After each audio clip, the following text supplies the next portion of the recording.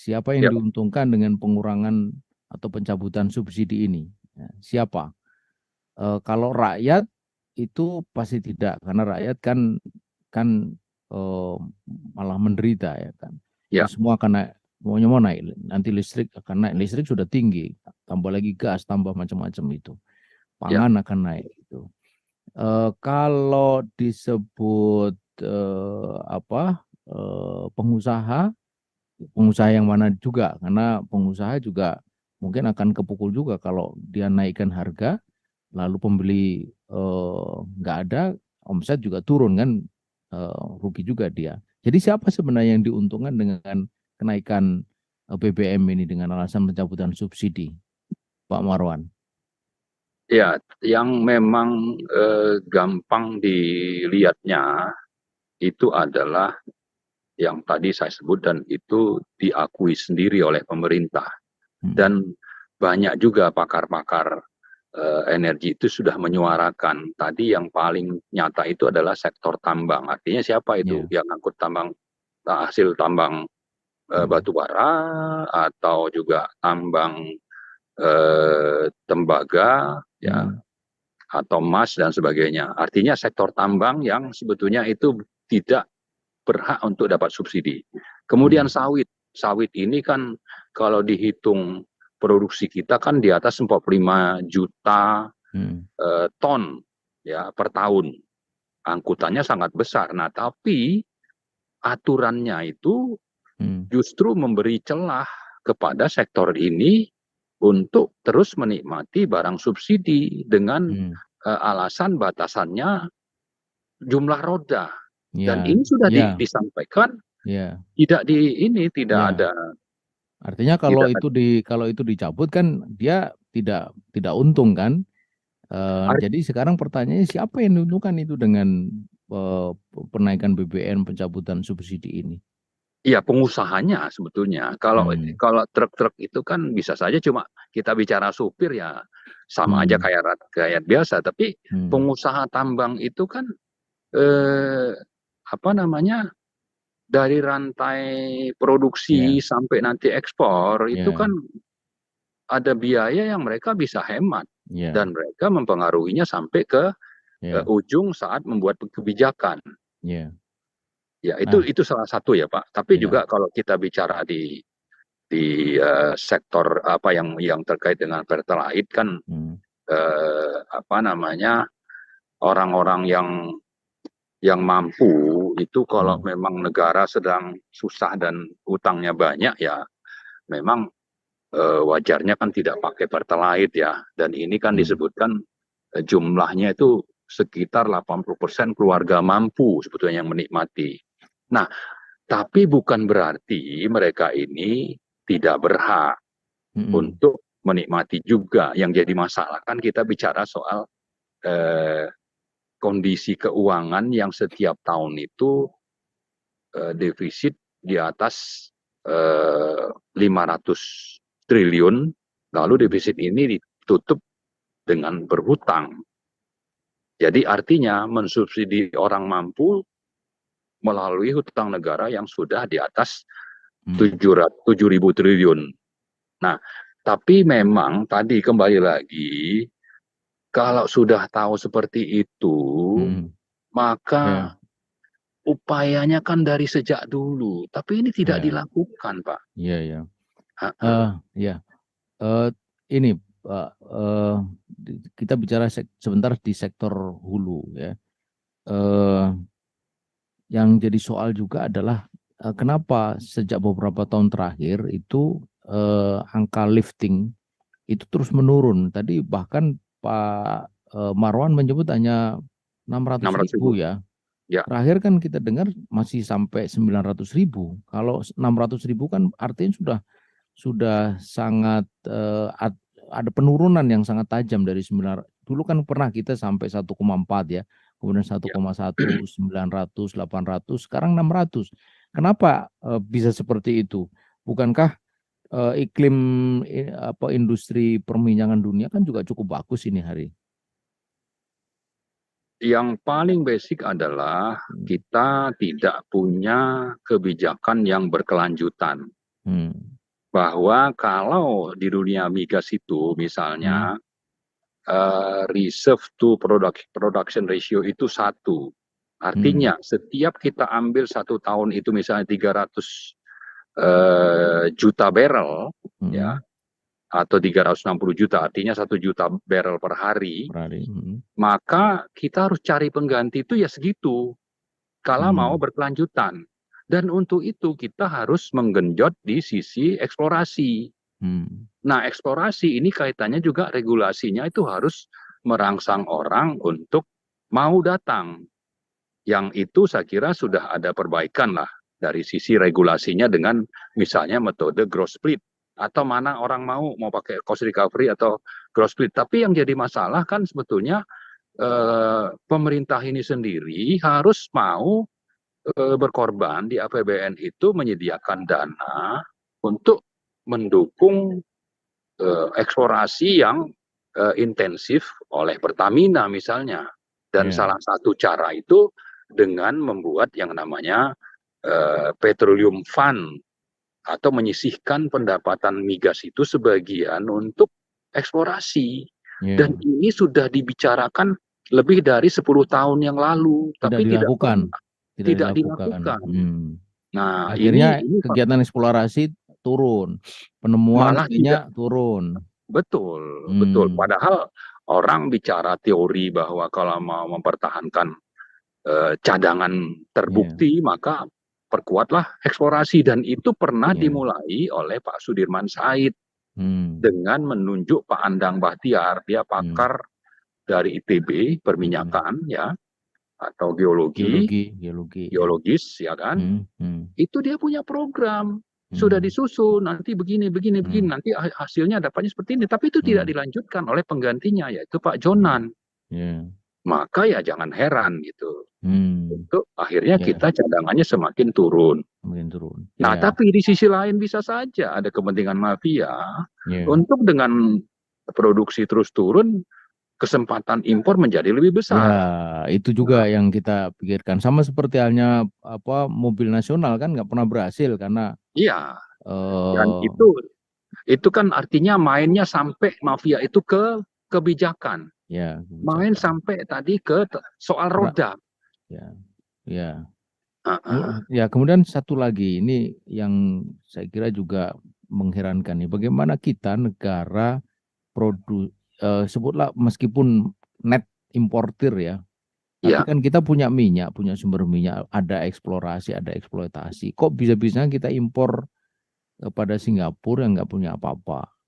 Lalu alasannya kan karena Singapura punya kilang yang disebut-sebut itu kapasitasnya 1 sampai 1,4 juta barrel setiap hari. Sementara Indonesia itu kilang minyaknya hanya Balongan, terus yang di Balikpapan, nggak tambah. Pertanyaannya kenapa kita bisa kalah sama Singapura gitu loh? Ya, jadi gini. Sehingga kita bisa impor ke sana. Jadi kalau bicara perdagangan minyak mentah, bisa saja memang banyak perusahaan-perusahaan besar itu, Saudi Aramco atau Rosneft atau apapun itu, Iran, ya, Iran Oil, itu punya perusahaan trading arm yang buka kantor di Singapura, lalu perdagangannya di sana, sehingga kita belinya di sana minyak mentahnya.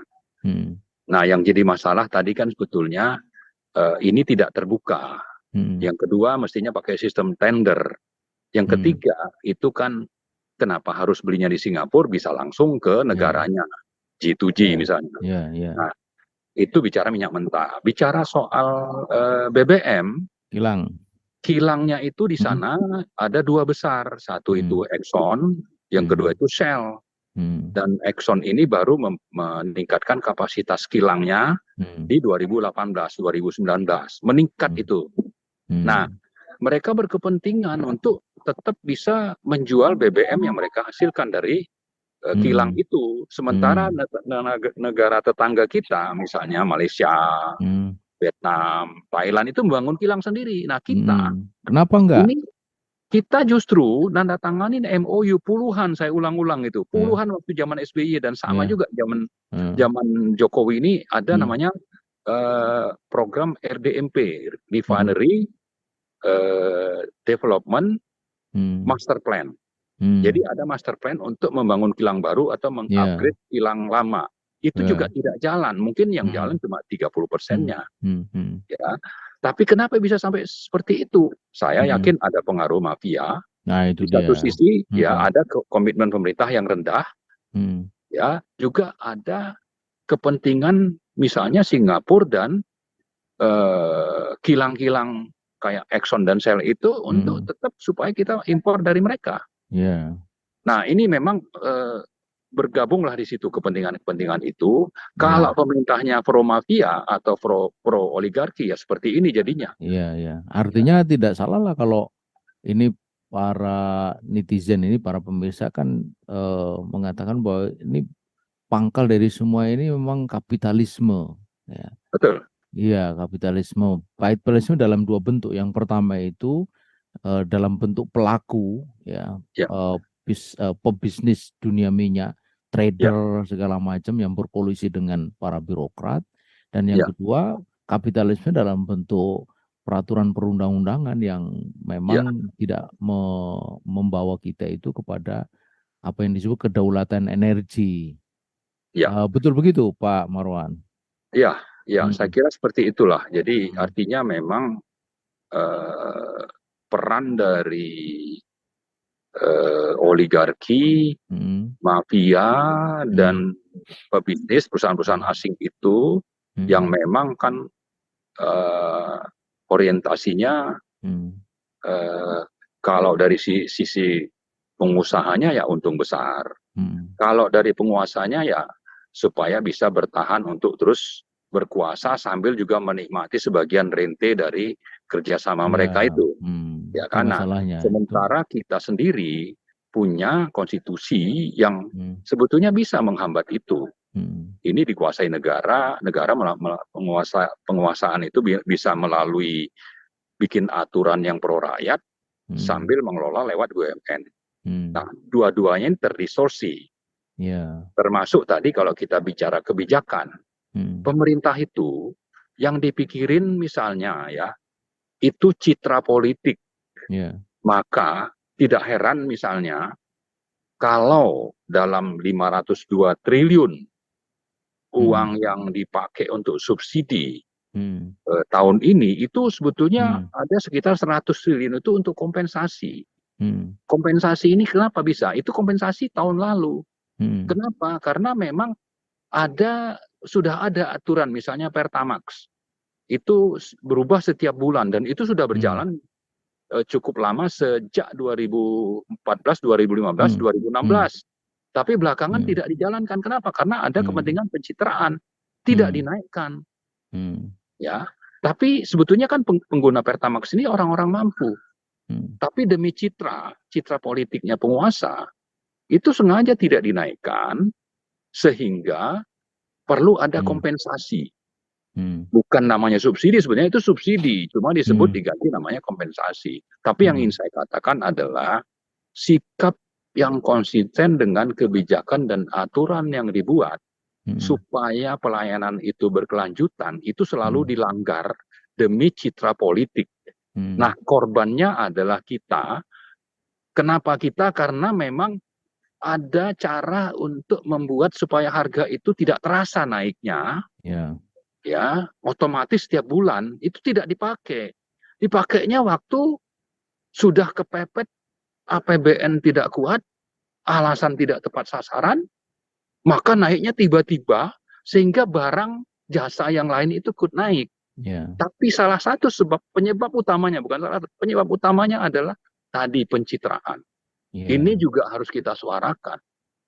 Hmm. Jadi Ya. ada faktor citra yang merusak sebetulnya. Ya. Dia dapat nama, Ya. dia dipilih rakyat, tapi sebetulnya di balik itu rakyat itu tidak sadar sedang dimiskinkan oleh si pencitra ini, si pembuat citra ini gitu, si penguasa Hmm. ini. Itu Pak. Ini pencitraan juga yang mungkin yang menjadi motivasi kenapa kok sampai harus bikin ibu kota negara baru, Betul. kemudian kereta cepat. Makanya ini ada netizen bilang hentikan IKN, subsidi untuk rakyat itu yang penting. Kemudian ini ada juga yang mengatakan BBM naik tinggi, susu tak terbeli. Lalu aneh, ladang minyak kita dikuasai asing, Pertamina malah nyari ke Afghanistan. Katanya pengen jadi worldwide company gitu ya, Ya, tapi ya. ternyata di negerinya sendiri malah dikalahkan. Kemudian ini ada yang menarik juga, dikatakan bahwa subsidi BBM tidak tepat sasaran. Lalu ditanyakan nih, memang IKN dan proyek-proyek rezim selama ini tetap tepat sasaran? Ya, ya, ya, ya. Iya, Itu sangat nyata, Pak. Jadi iya, sebetulnya iya.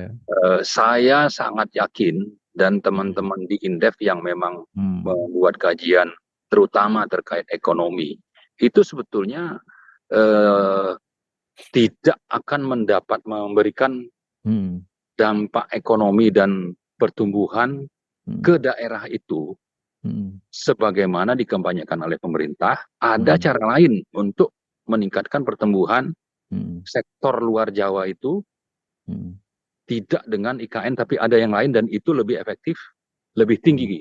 Tapi hmm, karena memang motifnya itu adalah kepentingan oligarki untuk hmm. mendapatkan rente dari pembangunan, Iya, iya, maka mereka terus berkampanye dan iya, supaya bisa menarik iya. swasta, investor Hmm, swasta, maka dimintalah pemerintah tunjukkan dulu, Anda bangun ini hmm, dulu, bangun itu hmm, dulu. Maka hmm, dipakailah APBN itu misalnya untuk membangun jalan, hmm, jembatan, ya hmm. kan? Untuk sesuatu supaya bisa menarik minat bagi si Hmm. oligarki tadi. Nah, tapi Ya, ujungnya adalah memang ini bukan program prioritas. Yang kedua, bukan solusi untuk pertumbuhan ekonomi rakyat ya. terutama di luar Jawa. Ungkapan netizen lagi ini, naiknya BBM adalah bukti bahwa siapapun pemimpinnya, selama sistemnya adalah kapitalisme liberal, maka kebijakan yang diambil pasti demi kepentingan para kapitalis oligarki. Soal rakyat, Setuju. susah, bodoh amat. Ya, Setuju ya, sangat Pak? setuju, Pak. Iya. Sangat setuju itu. Ya, nah, uang kapitalisme karena itu ambil dan terapkan sistem Islam. Saya mengajak untuk menolak kenaikan BBM karena eh, belum tersedia sistem subsidi tepat sasaran dan sistem harga yang berkelanjutan. Ya, Di sisi lain, kita melihat mafia itu cengkramannya hmm, masih sangat kuat kepada pemerintah, ya, transparansi tidak ada, kemudian rezim ini hanya memikirkan citra tanpa mau memikirkan nasib rakyat, malah di samping citra juga mengejar proyek-proyek yang tidak prioritas, lalu mengorbankan rakyat banyak sehingga menambah tingkat kemiskinan. oke, Harga ya, naik, rakyat itu semakin menderita. ya, Karena itu, mari sama-sama kita lawan kebijakan ya, pro oligarki ini. Dan betul. pro pasar dan pro tadi liberal yang disebut Ya, Pak Ismail. ya, ya, dan Ya, yang pasti menimbulkan kesengsaraan, kesusahan, dan kedoliman kepada rakyat banyak. ya.